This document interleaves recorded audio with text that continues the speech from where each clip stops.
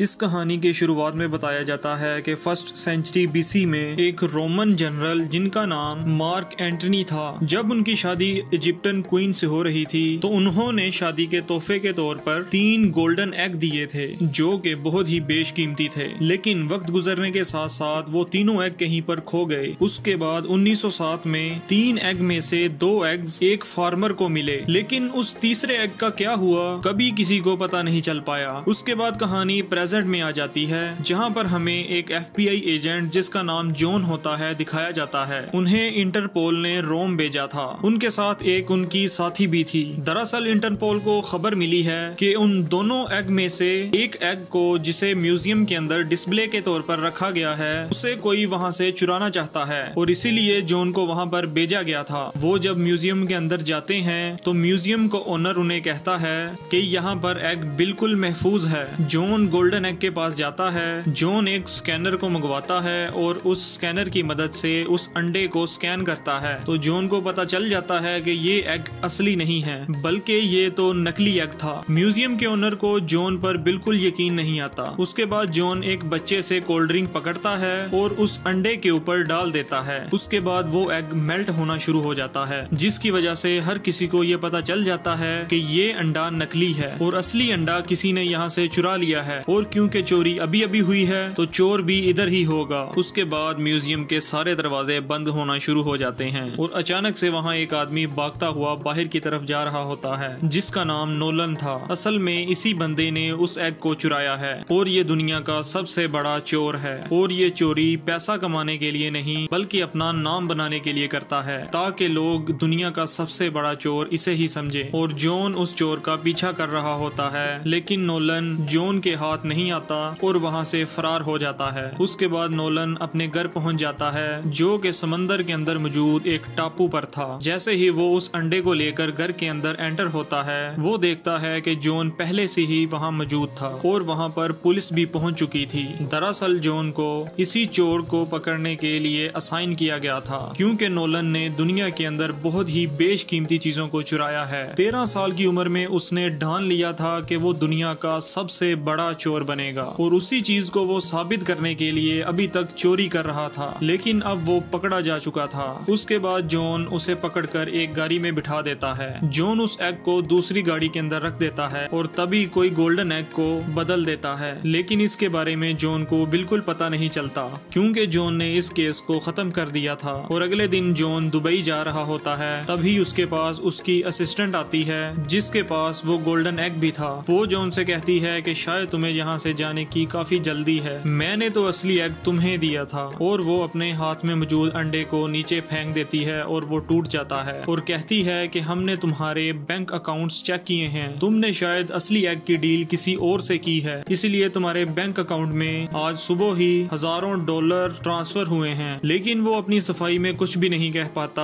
और उसे अरेस्ट कर लिया जाता है और फिर रशिया की एक जेल के अंदर भेज दिया जाता है। ये जेल बर्फानी चट्टानों के ऊपर मौजूद थी और यहाँ से भागना पूरी तरह से नामुमकिन है। बड़े बड़े खतरनाक मुजरिमों को इस जेल के अंदर भेजा जाता है। जॉन जब अपनी सेल के अंदर जाता है तो वो देखता है कि नोलन पहले से वहाँ मौजूद था। अगले दिन खाने के वक्त नोलन जॉन को बताता है कि इजिप्ट का एक बहुत ही अमीर आदमी जो कि बिलियनियर है, वो तीनों गोल्डन एग को अपनी बेटी की शादी में उसे गिफ्ट करना चाहता है। जो भी उन तीनों गोल्डन एग को उस बिलियनियर को देगा, बदले में वो उन्हें बहुत बड़ी कीमत देगा। जॉन उसे कहता है कि 2 एग के बारे में तो सबको पता है, जिसमें से एक चोरी हो चुका है और तीसरे एग का किसी को नहीं पता। नोलन उसे कहता है कि मैं तीसरे एग के बारे में नहीं बल्कि दूसरे एग के बारे में सोच रहा हूँ, जो कि एक आम डीलर के पास है और उसने जल्द ही एक पार्टी को ऑर्गेनाइज किया है जिसमें हर कोई मास्क पहन के जाएगा। बिना मास्क के उस पार्टी के अंदर कोई नहीं जा सकता।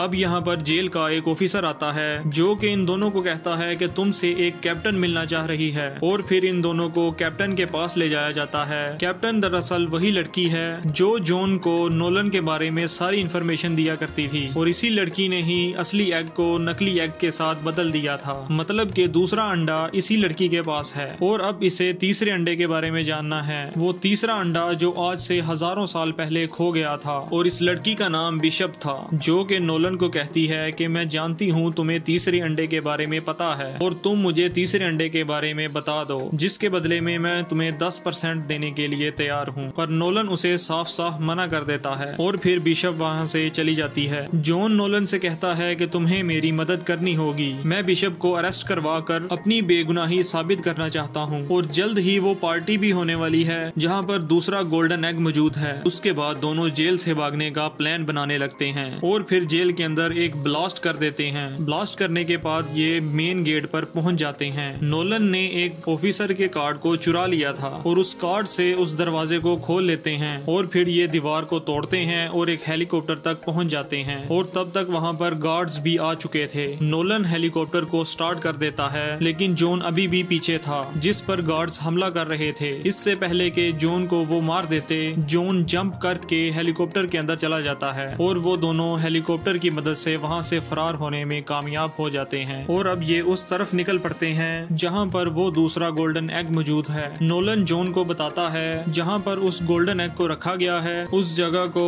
सिर्फ उस आर्म डीलर के रेटिना से, उसके फिंगरप्रिंट और आवाज से ही खोला जा सकता है। और फिर दोनों पार्टी के अंदर पहुंच जाते हैं। नोलन जॉन को कहता है कि तुम्हें उस आर्म डीलर के मोबाइल को चुराना होगा क्योंकि उसमें एक सिक्योरिटी कोड मौजूद है। मैं किसी तरह से उसके फिंगरप्रिंट्स का इंतजाम करता हूँ। जॉन को वहाँ पर बिशप भी दिख जाती है जो कि दूसरे गोल्डन एग को चुराने के लिए आई थी। उसके बाद अचानक से आर्म डीलर जॉन के पास आता है तो जॉन उसके मोबाइल को चुरा लेता है और वहाँ से चला जाता है। और नोलन ने भी उसके फिंगरप्रिंट्स का इंतजाम कर लिया था। और फिर ये दोनों ही सिक्योरिटी से बचते हुए आर्म डीलर के कमरे तक पहुँच जाते हैं जहाँ पर ये कोड से और उसके फिंगरप्रिंट से दरवाजे को खोल लेते हैं। और वहाँ पर FBI की एजेंट भी पहुँच जाती है। और फिर जॉन और नोलन उस कमरे के अंदर एंटर हो जाते हैं। वो देखते हैं कि बिशप पहले से ही अंदर मौजूद थी। उसके बाद उन तीनों के दरमियान लड़ाई होने लगती है और फिर आर्म डीलर को भी पता चल जाता है कि उसका एग चुराने के लिए कुछ लोग आ चुके हैं। और फिर आर्म डीलर अपने लोगों के साथ वहां पहुंच जाता है। दरअसल पहले ही बिशप उस आर्म डीलर से डील कर चुकी थी। और फिर उन दोनों को वहां पे पकड़ लिया जाता है। और उसके बाद बिशप उन दोनों के पास आती है और वो नोलन से कहती है कि अगर तुम मुझे तीसरे अंडे के बारे में बता दोगे तो मैं तुम्हें आजाद कर दूंगी, और अगर तुमने नहीं बताया तो मैं जॉन को टॉर्चर करूंगी। उसके बाद वो जॉन को टॉर्चर करना शुरू कर देती है। नोलन उसे कहता है कि मैं तुम्हें तीसरे अंडे के बारे में बताने के लिए बिल्कुल तैयार हूँ। और फिर नोलन उसे तीसरे अंडे की लोकेशन बता देता है और ये सुनकर बिशप काफी खुश हो जाती है। और बिशप आर्म डीलर को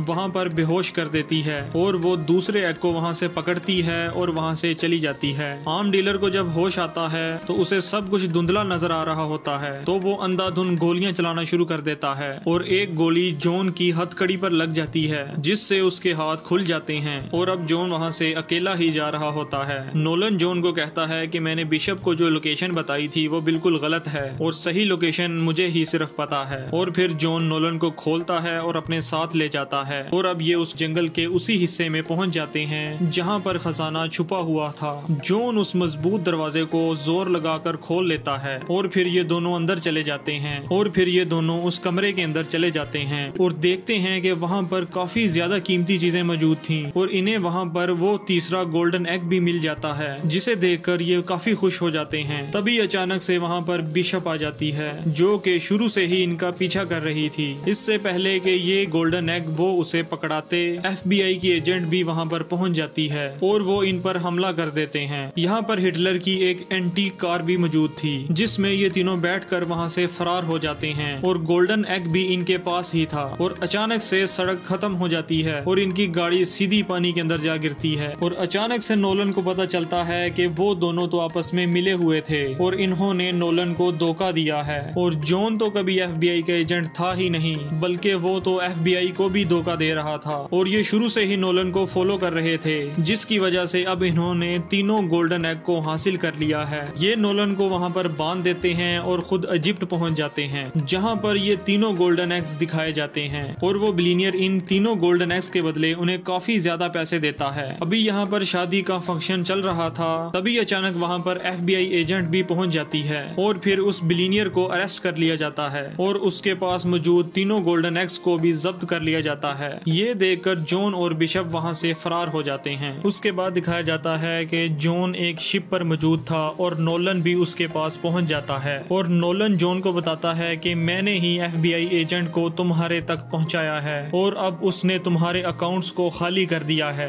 और नोलन कहता है कि तुम लोग भी अब मेरी तरह कंगाल हो चुके हो और मैंने तुम्हारी इस लोकेशन के बारे में भी उस एजेंट को बता दिया है और अगर तुम चाहो तो हम फिर से मिलकर ये काम कर सकते हैं और मेरे पास एक बहुत ही बेहतरीन प्लान भी है। और उसके बाद इंटरपोल की पुलिस भी वहाँ पहुँच जाती है, लेकिन उन्हें उस शिप के ऊपर कोई भी नहीं मिलता, जिसके बाद इन तीनों के नाम पर रेड नोटिस जारी कर दिया जाता है, जिसका मतलब ये हुआ कि पूरी दुनिया की पुलिस अब इनके पीछे है। उसके बाद इन तीनों को पेरिस के अंदर दिखाया जाता है और इसी के साथ ही ये कहानी यहाँ पर खत्म हो जाती है। और अगर आप चाहते हैं कि इस तरह की मजीद मजेदार कहानियाँ आप तक पहुँचती रहें तो आप हमारे चैनल को सब्सक्राइब करें और बेल आइकन को लाजमी प्रेस करें।